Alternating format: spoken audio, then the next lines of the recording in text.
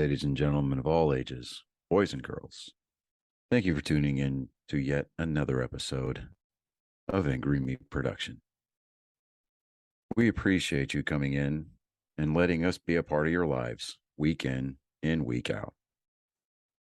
We hope to do our best to present you with something that your eardrums delight in. Whether you're looking at us on YouTube or Rumble, or listening to us on Spotify, Google, or Anchor, or any of the other podcast services that we are currently on or trying to get on, we thank you. And if you don't mind, at the end of every episode, stop by, leave us a comment, leave us a like. If it asks for 5 stars, we'll take 5 stars, even if you don't like us. 5 stars are what it's all about. With that being said, we hope you enjoy our attempt to make our advocation our vocation. Ladies and gentlemen, let the games begin.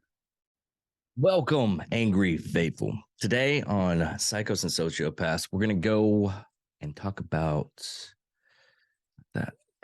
Aaron Hernandez. He was a NFL football player for the New England Patriots. And he did a little bit of a double homicide. During his 2013 offseason, Hernandez was arrested and charged for the murder of Lloyd. I got his full name. Odin Lloyd. That's his full name. A semi-professional player. Odin Lloyd was a semi-professional player who was dating the sister of Hernandez's fiance. Following his arrest, Hernandez immediately released by the Patriots. Understandable. He was found guilty of first-degree murder in 2015 and sentenced to life imprisonment without the possibility of parole. And he was sentenced to Suzina. Hold on. Let's do the Susan Baranowski Correctional Center. Yeah, Susan Baranowski Correctional Center. While on trial for Lloyd's murder, Hernandez was also indicted for 2012 double homicide of Daniel D. Alberto. And so I'm going to butcher that name. Let's get this. Sofiro Furtado. Sofiro Fernando. Sorry, people. He was acquitted after the 2017 trial.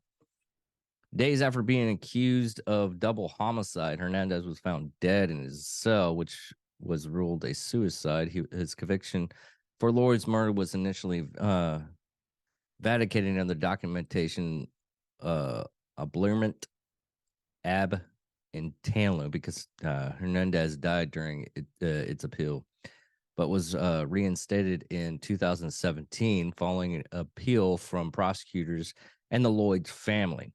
Hernandez was post-humiliated. God, freaking science words. I studied Latin. Posthumously Diagnosed with CTE, chronic traumatic inflammopath.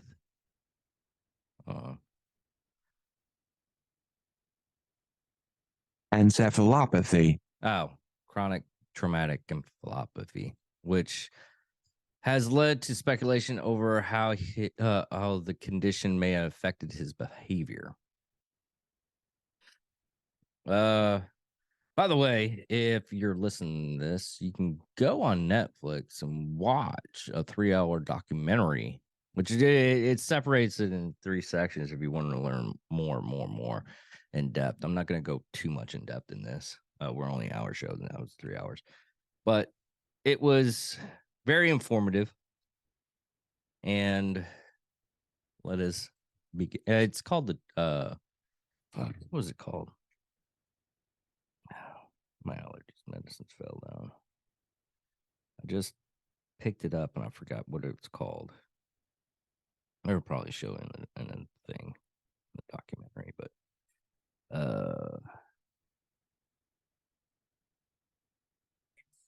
Okay. It is. That doesn't help. Killer inside the mind of Aaron Hernandez. So if you want to check that out. But get my nasal spray. We have lots of weather changes here in Texas, especially in the northern part. It rained yesterday. And anybody that knows me, I have very bad allergies. So I'm trying to I had to stop this. I did this twice. Hold on. Excuse me. This is my like second time trying to do this episode. Only because my allergies are hitting hard. Because changing the weather does that, and it's gonna be changing like all week. So it's gonna be fun. Anybody that has allergies, just comment how horrible it is. Because it is. Now let's begin.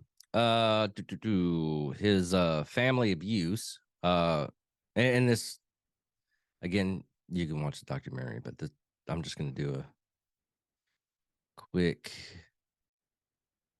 run over. Jesus. All right. I'll skip over some stuff. He was abused as a child. Hernandez was born Bristol, Connecticut. Hernandez was born in Bristol, Connecticut on November 6, 1989, and raised on a Greystone Avenue. Basically, it was middle class. So he wasn't rich, he wasn't poor, to the point where he couldn't he was privileged, but you know, some people was like, oh, he wasn't he was so poor because he was deaf enough. They went in on that, but they were like, no, he was middle class. Uh, he was the son of Dennis Hernandez of Puerto Rico descent and Terry Valentine Hernandez, an Italian descent. As an adult, Hernandez remembered his mom throwing his father out of the house multiple occasions, but always letting him back in. The couple married in 1986, divorced in 1991, and remarried in 1996. In 1991, they filed for bankruptcy. Hernandez later stated there was constant family going on at home. Both parents would be arrested, involved in crimes during their lives.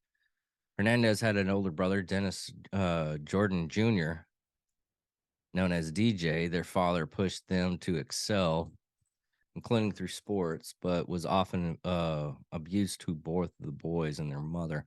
The beatings Hernandez father gave him and his brother were sometimes for no reason at all, and were alcohol related. So his dad was an alcoholic and he beat his kids. Hold on.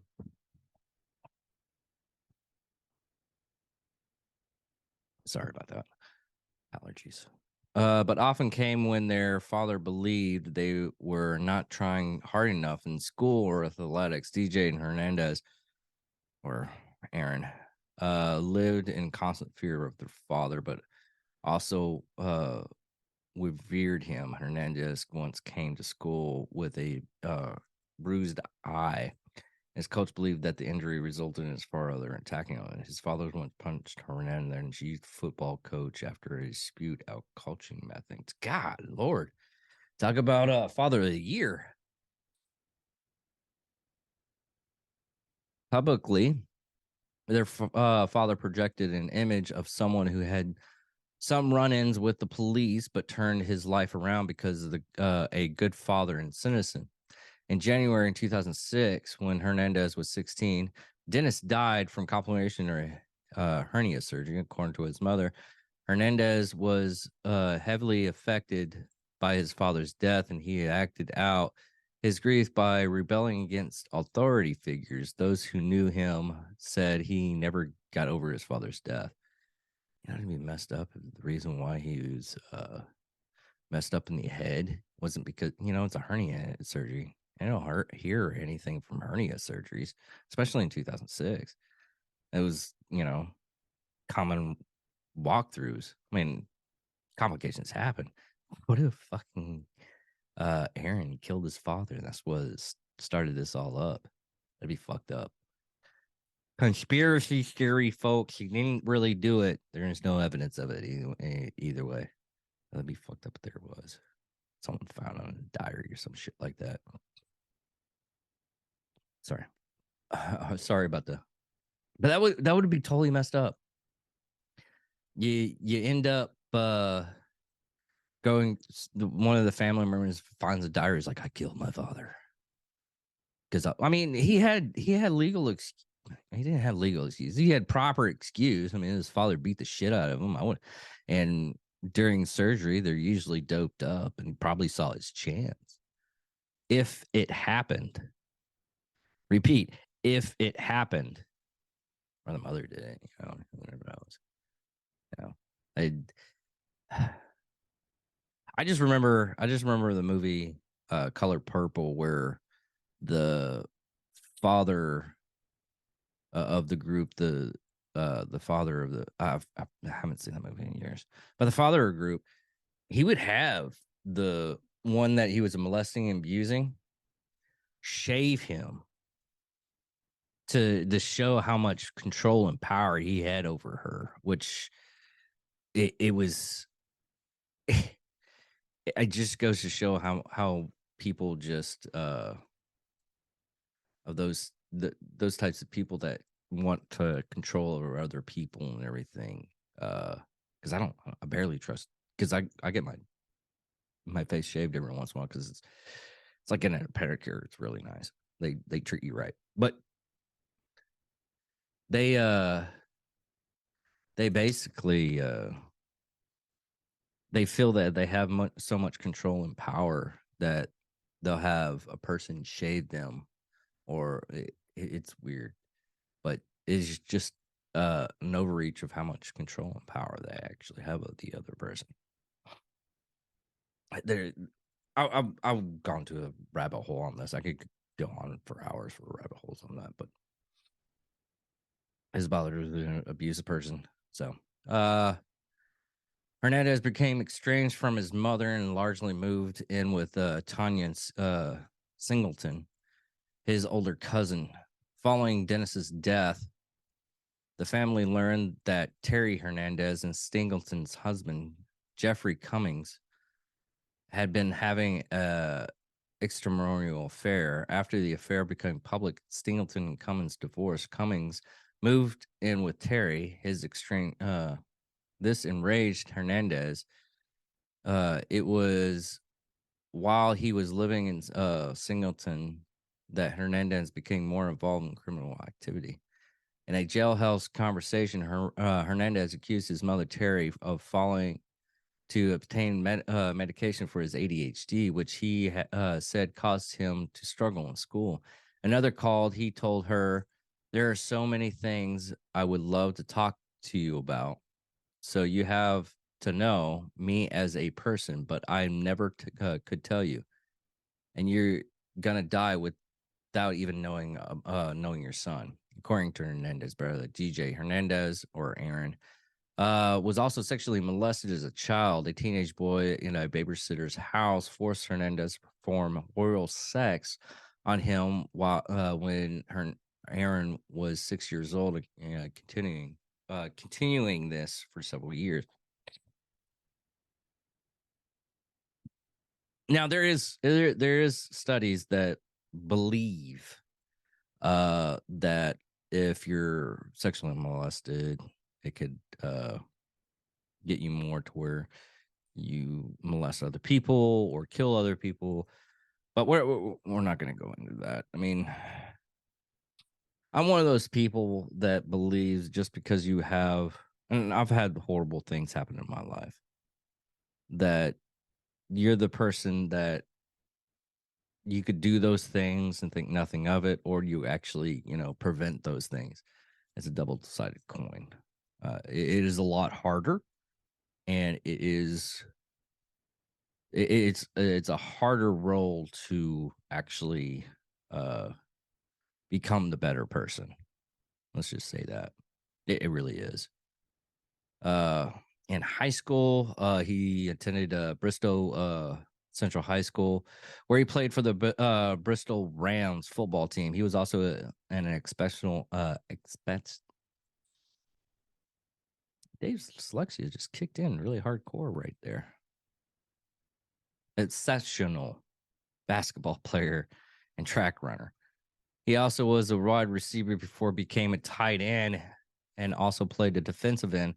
As a senior, he was Connecticut's Gatorade Football Player of the Year after making 67 receptions for 1,807 yards and 24 touchdowns on the offensive and 72 tackles, 12 sacks, and 3 forced fumbles, 2 fumbles recovered, and 4 blocked kicks on defense. He was also the U.S. Army All-American,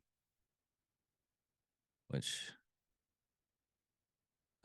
he was popular in school. He first began dating his fiancee, Shanae Jenkins, during high school. The two had known each other since elementary school, and he also he smoked pot, smoking before school, practices, and games. His social life included a sizable amount of drinking in addition with marijuana. Jeez, he was a football star, and he did all this crazy stuff. I'll tell you a story. Back when I was in high school, we had, gone to this party and everything, and we had the football players and the cheerleaders, and they're all excited. It's like, hey, did you bring any alcohol? I was like, well, yeah, we brought enough for us. And at the time, we ran a sizable crew to where we had bought cases of alcohol and bottles of whiskey. I'm still a whiskey drinker as it is. I'm not an alcoholic. I wasn't even an alcoholic then. I'd probably have like a couple of sips. I'd sip whiskey. I don't fucking do shots like a lot of stupid people. But we came to play. And those people were like, oh, we're not on your level. We're definitely not on your level. We're sorry. We thought we were cool. But you guys are on a whole nother level. Man, you don't hang out with rednecks and country boys and figure that. I mean, we at one point in time, we were drinking moonshine like it was nothing. That's far begone when I was a kid. I destroyed my liver. But anyways, back to Hernandez. At first, Hernandez committed to play right in the comics. Have you ever had that kind of dealing and you thought you're a cool cat? And I mean, I could tell you stories of alcoholism when I was a kid. If you want to hear those stories, I'll make a what the hell episode of all the shenanigans that me and my brother-in-law, which we were still friends. We were friends from high school. And he ended up marrying my stepsister. So it was my sister now. We overrode that hurdle. But at first, Aaron committed to play at the University of Connecticut with his brother DJ, but later chose to play with the University of Florida under the head coach Urban Meyer. Meyer flew to Connecticut and convinced Hernandez principal to allow him to graduate more than a semester early. This allowed Hernandez to move to Florida and join the team and learn the playbook shortly after his 17th birthday. Oh, so that doesn't. Me and Johnny were conversating in this on the what do you call it? The Nerd Sports. I forget my own shows. Nerd Sports at one time. How they prevent players getting like payment and stuff like this. And this just shows if a coach from a university wants a player, they will get that player as fast as possible, especially if they're it's younger meat for the grinder, I suppose. But anyways, I don't know, everything is up. between practices, games, and team meetings and other events. And there's another point. I'm sorry. During high school, I was watching the documentary. One of his best friends, I forget his name. I apologize.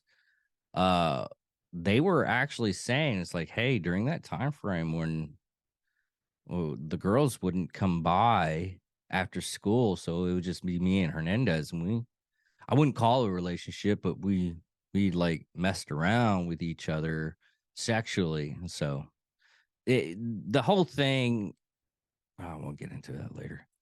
But he ended up having homosexual sex with his best friend. So that happened. We'll go over that. I'm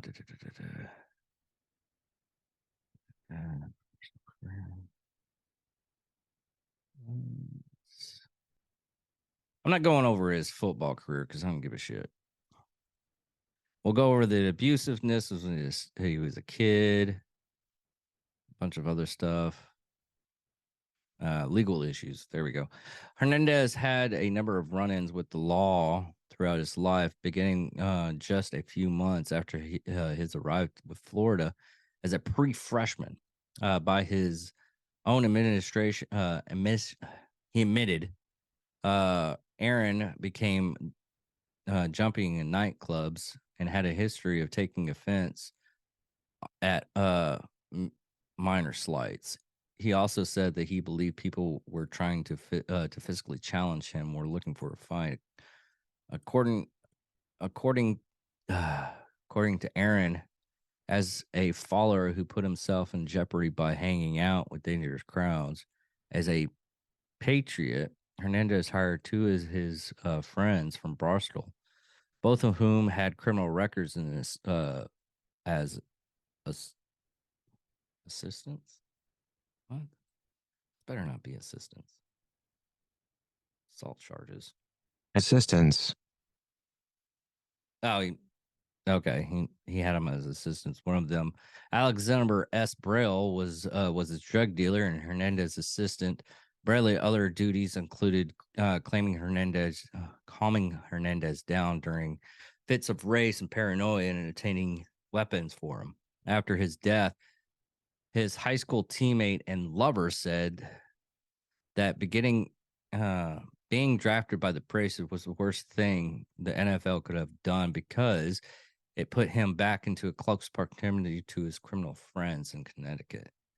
Hernandez had a second apartment that was kept a secret from his fiance. It was used to store drugs and weapons. He would often go there to chain smoke marijuana. In 2012, Hernandez told his agent that he's got to respect through weapons. Boston police detective once questioned Hernandez outside of a local bar, but the circumstances around the interview are unclear. While in prison, he told fellow prisoner that he was a member of the Bloods, which was a African American street gang founded in Los Angeles. If you don't know the Bloods, the gang was widely known for its rivalry with the Crips. It was identified by the red colors worn by its members. But 2007, in a Gainesville bar fight, according to police reports, a 17-year-old Hernandez consumed 2 alcoholic drinks in a restaurant with Tim Tebow. Oh, shit. I guess so. Man, that's probably refused to pay the bill and escorted out of the restaurant employee. As a manager walked away, Hernandez sucker punched him in the side of the head and rupturing his eardrum. The police reported at 1:17 a.m. Hernandez called Coach Urban Myers, and Myers called Hurley Johnson, the team unofficially defense lawyer. The victims later told the police that he had been contacted by lawyers, and the team would that it has a settlement was being worked out, something the team denied. The police department recommended charging Hernandez with felony battery, but the instance was settled out of court with deferring prosecution. Yeah, they deny it, but it happened. Yeah. There was another incident in 2007. Someone approached a car containing Randall Carson, Justin Glass, and Corey Smith on foot and fired 5 shots while they were waiting at a Gainesville traffic light after having left the nightclub. Smith was shot in the back of the head and Glass was shot in the arm. Both men survived. Really? Back of the head? You could probably survive it. Carson, a backseat passenger, was unharmed, told police that the shooter was Hawaiian or Hispanic male with a large build, weighed about 230 pounds, and having many tattoos. He picked a photo of Hernandez. The police told Meyer's personal assistant that they wanted to see Hernandez and 2 teammates immediately. Detectives kept pushing coaches to bring the players to the station, but they did not arrive for hours. In the intern, the players spoke with Johnson, the attorney who often represented the players. God, I bet that freaking lawyer is just like, he has ulcers on top of ulcers and it's like doing shots of penicillin all the time from the stress. You get ulcers sometimes from stress, and it gets activated by stress. Just to let everybody know it happens. I don't have it. When police walked into the room to speak to Hernandez, the last of the players to be interviewed, they found him with his head down on the table and sleeping, a posture they said was unusual for someone in the middle of a shooting investigation. No charges were filed at the time, but due to his 2013 arrest and subsequently conviction in the murder of Odin Lloyd, Massachusetts authorities contact police in Florida to try to determine whether Hernandez was a suspect to have in the role in the 2007 shooting. Detective Tom Mullins, who was assigned to reinvestigate the shooting, concluded that Hernandez was not the triggerman. Although Carson's initially identified Hernandez as such, other witnesses that night describes the shooter looking like a black man, male, possibly with cornrows. When Hernandez Mullins re-interviewed Carson's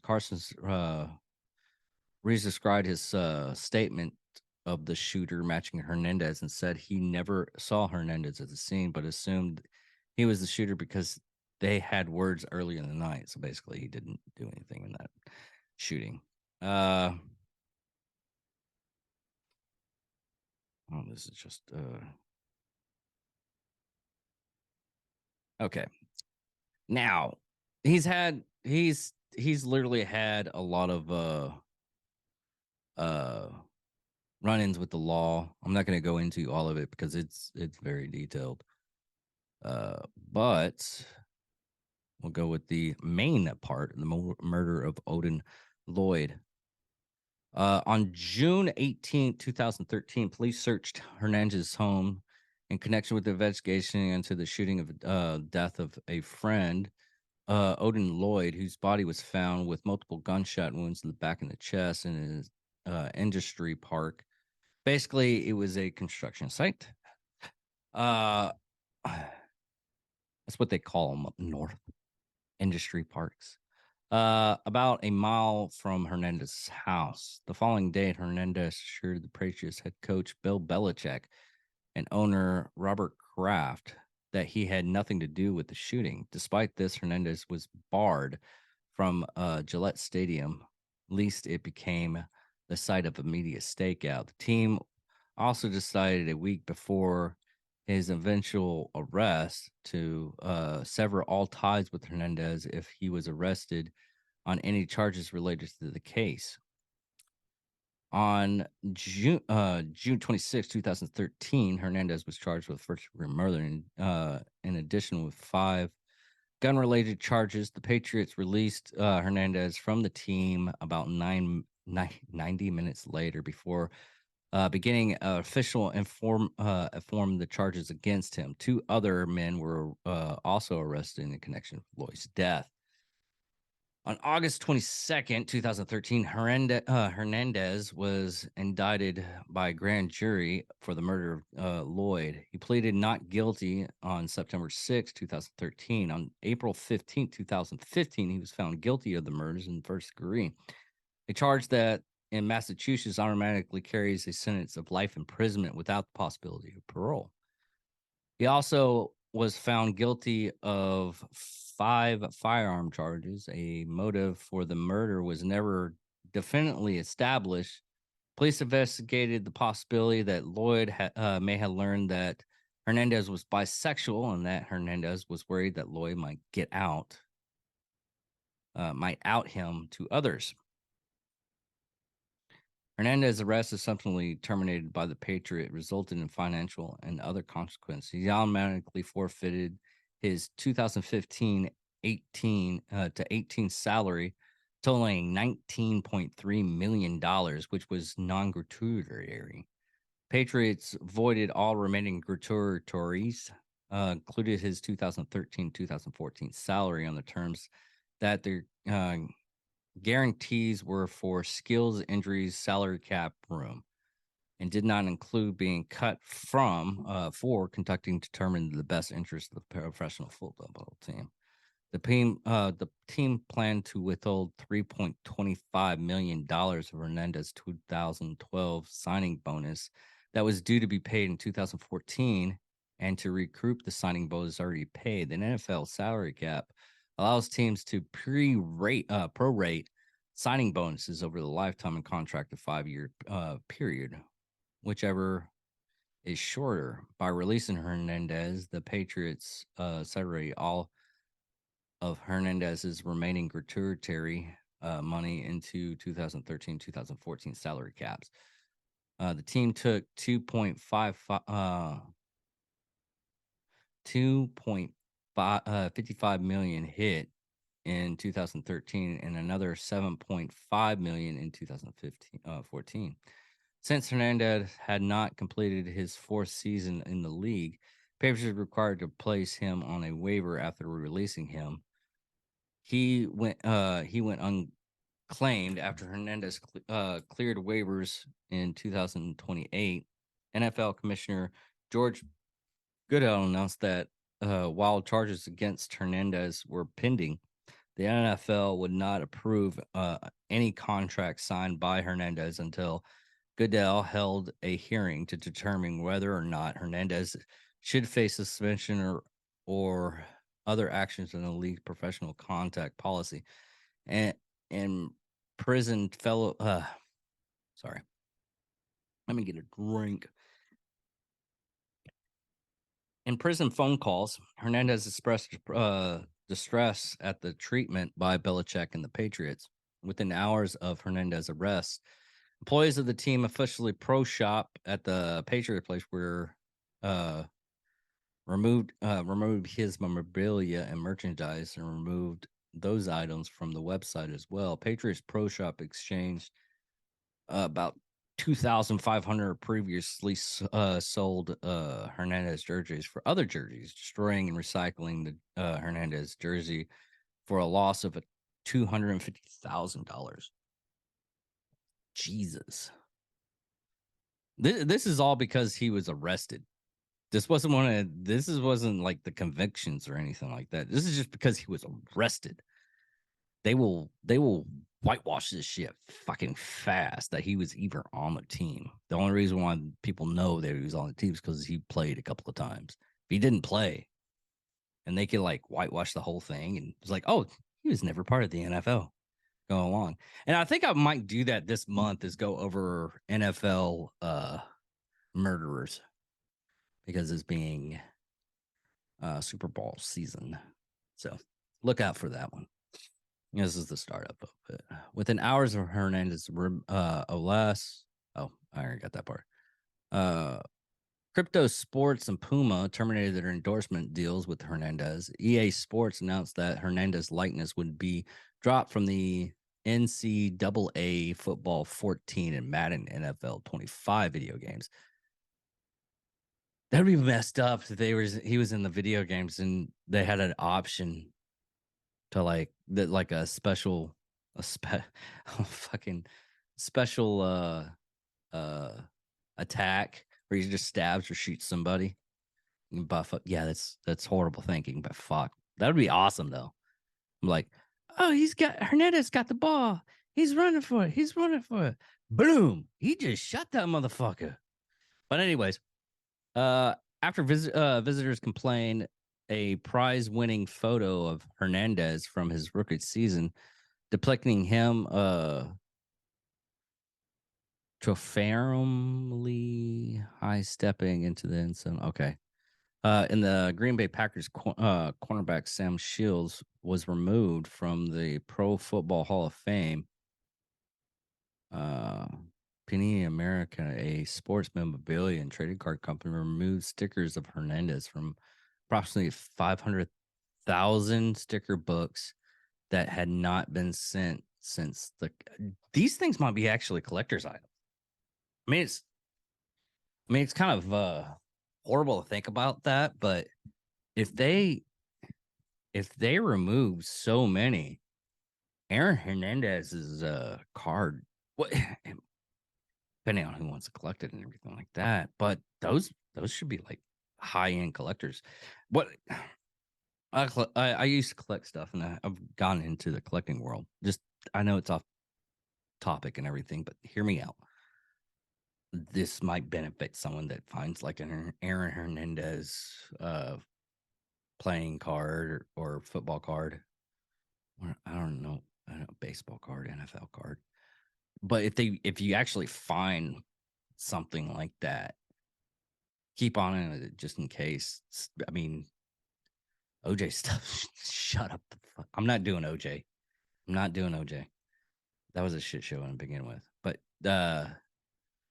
I could you OJ's card is really, I mean, he was a good player, and you don't really know how Aaron Hernandez is valuable, but because of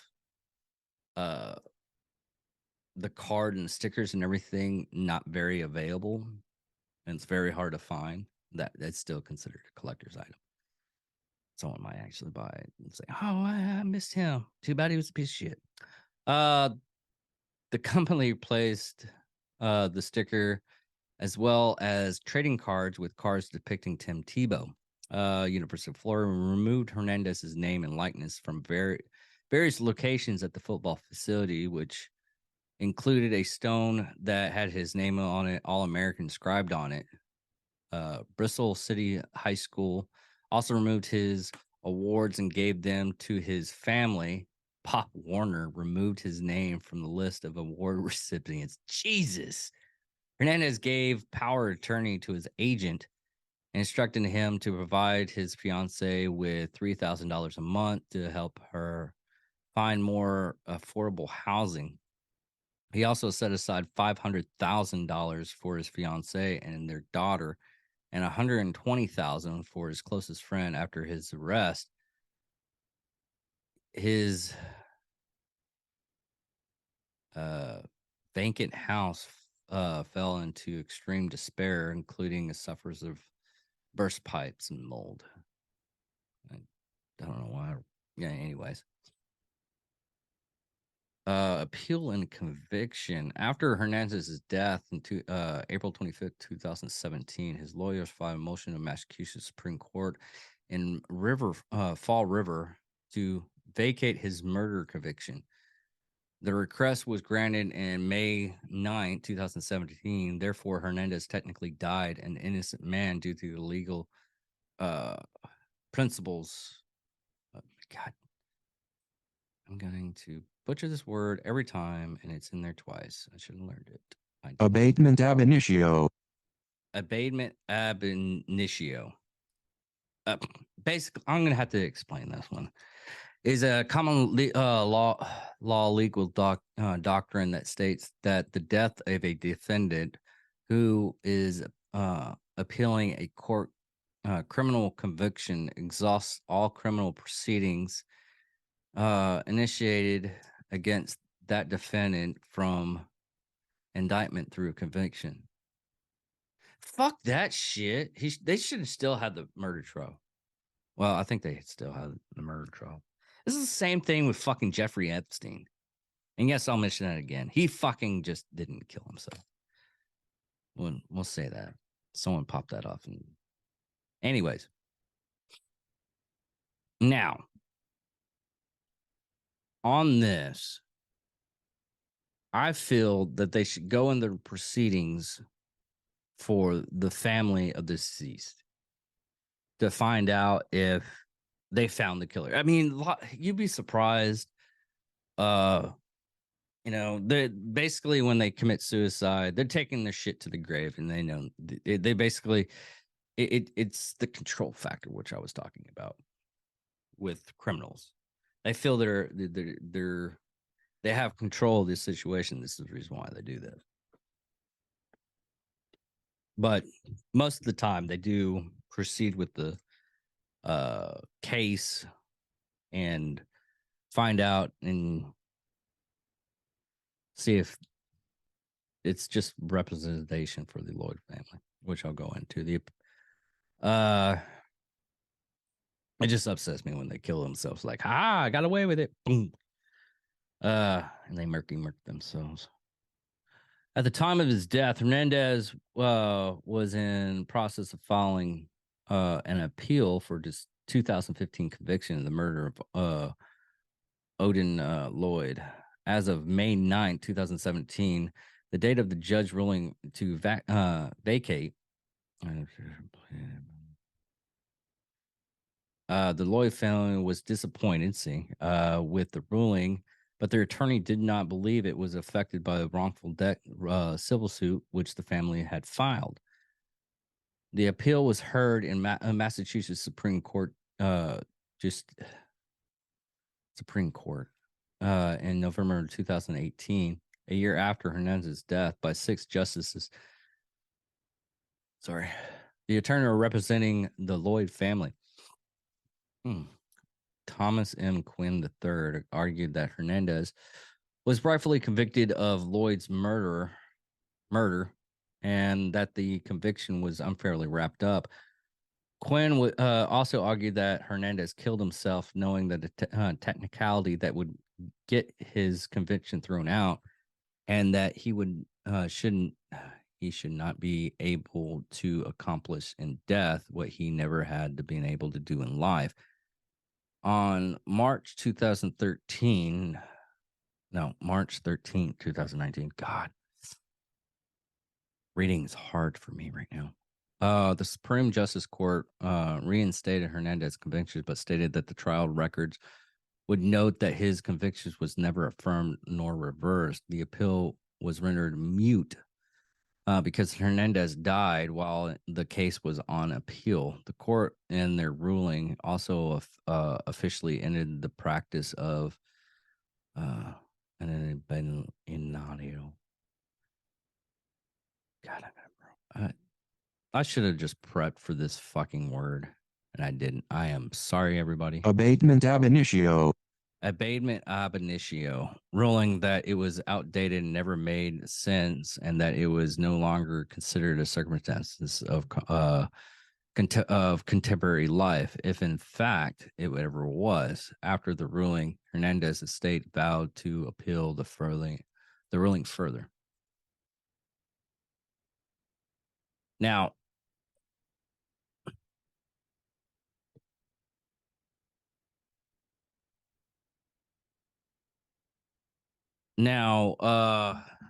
because of the documentary I looked over, and there's not a lot in it, which is sad. When he was actually in jail,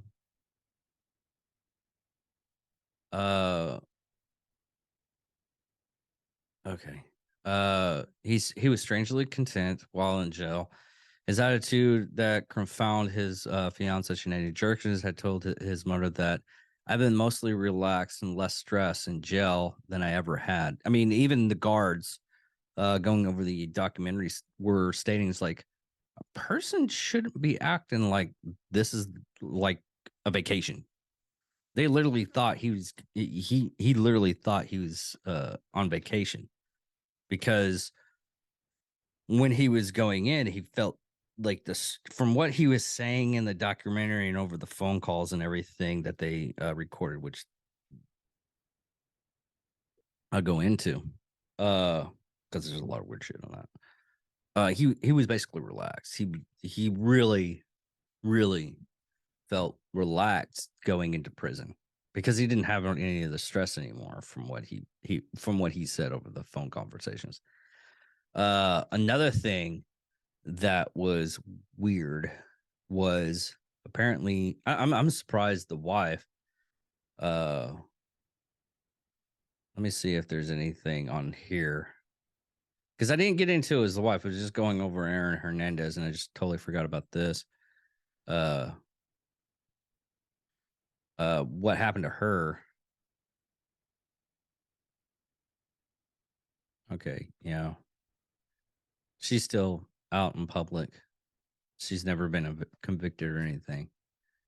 Oh, let me see here.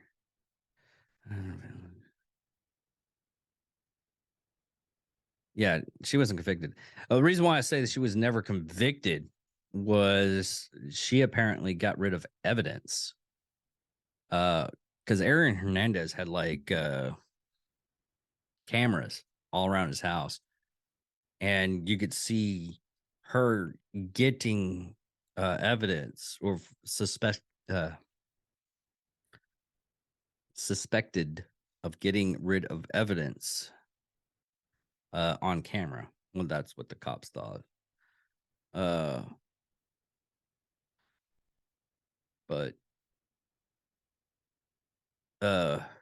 wanting to go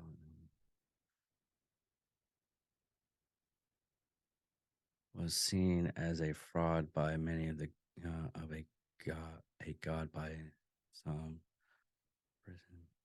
Anyways, but their conversation is on the phone because they recorded it. He had it was weird because listening to it, it was like nothing had changed, and she got fed up for a little bit after a while. But as soon as he died, uh, the I mean, you can check out her Instagram. Everything's like roses and stuff. But 2 days before his death, reporter Michael McPhee appeared on the Kirk and Callan sports radio show, during which she and two hosts used innuendos to imply Hernandez was gay. It was suggested that the outing may have been planned a role in Hernandez's suicide. Well, I could see that but he was bisexual. He is a shit. First said that no suicide note was found. Hours. So nothing. He went crazy. Apparently, shampoo was found covered on the floor.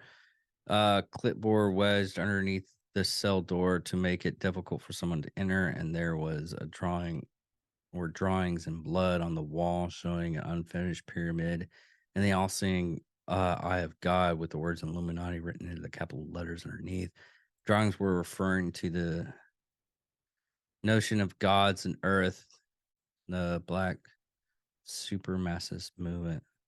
Hernandez learned about the nation of gods and earth involvement and a movement influenced by Islam through hip hop culture. While in prison, he also expressed interest in Christianity. Oh, he's just trying to find his life.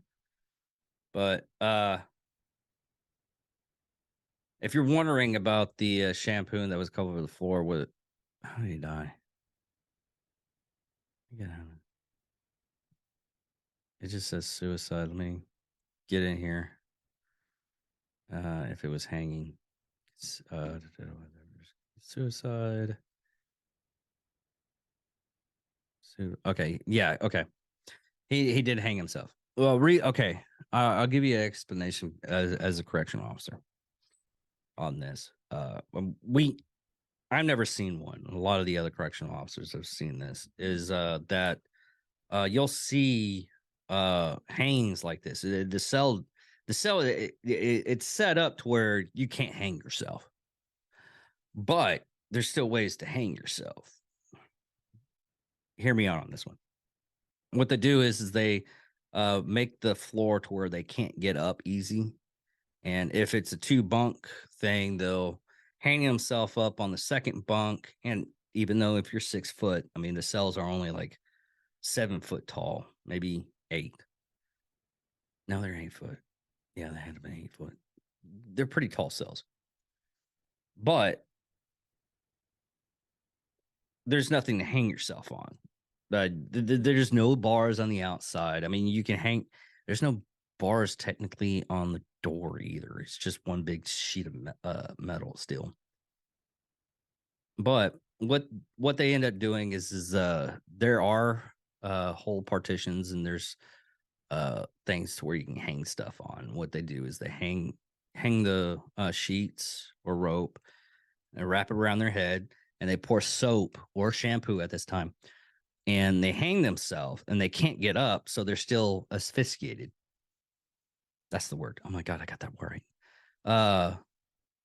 Asphyxiating themselves, basically choking themselves on a cord or whatever. Or you can do it on like with, cable cord, but it breaks sometimes depending on the weight. Anyways, that's how they hang themselves. And at that time, since they can't get up or stand up easier, they're slipping and sliding. That's what causes them to hang themselves. So, but that's about it. Was he probably bisexual? Yeah, probably. That's the reason why he ended up killing the persons, because supposedly he was having homosexual sex. He was having sex with another man. He was afraid that he was going to out him, and that's the reason why he killed him. And apparently, he might have killed 2 other people, but it's never been verified or never been fully charged. So, but that is Aaron Hernandez for the Psychos and Sociopaths. Check with us for the other ones. And I'm sorry if you were liking the What the Hell episodes. My new schedule, just to let everybody know, my new schedule is causing very havoc with the 3rd show. So we might postpone that for a while, but we're going to keep up with the Psychos and Sociopaths. Psychos and Sociopath episodes. If it's going to be me, it's just going to be me. And we're going to keep up with the nerd sports, which me and the other crew really like doing that. But I'm trying to get interviews with other people. It's just this time frame. It's always been difficult to get the people to interview. I've tried everybody, and it's just time frame, really. But if you listen to us, be patient. If you like those shows, let us know. If not, we'll stop doing them and start doing something else. But I like talking to other people. I find interesting things, and I like doing this because I find out interesting things on people that have been murders. And we'll get next week. I gotta find out the episode that co-host, because he was the one that brought this up and was like, there's a lot of NFL people that killed people and murders and everything. Done hard time. I was like, well, yeah, OJ, duh, but he got away with it. But no, he was adamant. He's like, dude, you got to do a couple of those for Super Source season. I was like, I'll do those. But anyways, check this out for Super Bowl season. So we got maybe about two more weeks. Yeah, I don't know football. Maybe 1 week. But check those out. We'll do serial killers of the NFL. Love you guys. Talk to you later. Bye.